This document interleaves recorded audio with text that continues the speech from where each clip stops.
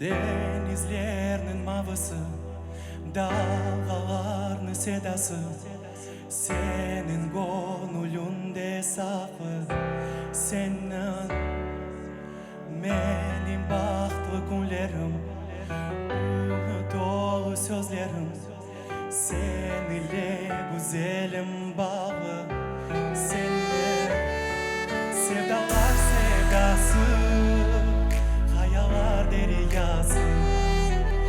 Eki kalbur olsa cana can sevdası, sevdalar sevdası, hayaller deryası.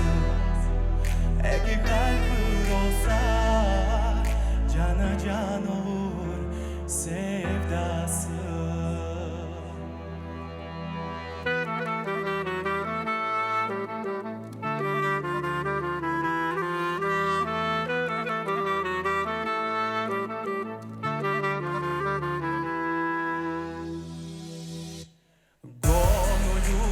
Hasretim, sensin benim kısmetim.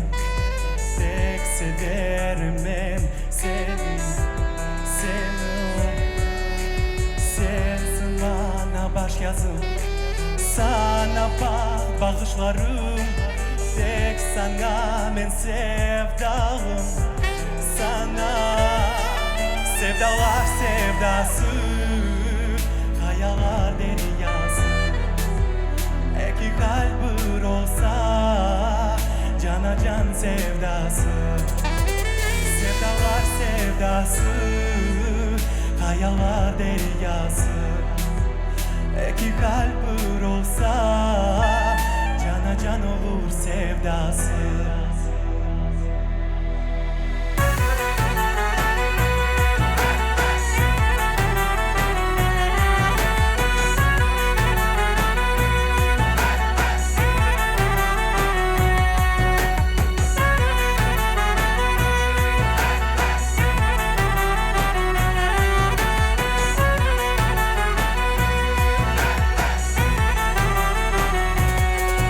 Sevdalar sevdası, hayaller deryası. Eki kalbur olsa cana can sevdası, sevdalar sevdası, hayaller deryası. Eki kalbur olsa cana can olur sevdası. Eki kalbur olsa cana can olur sevdası.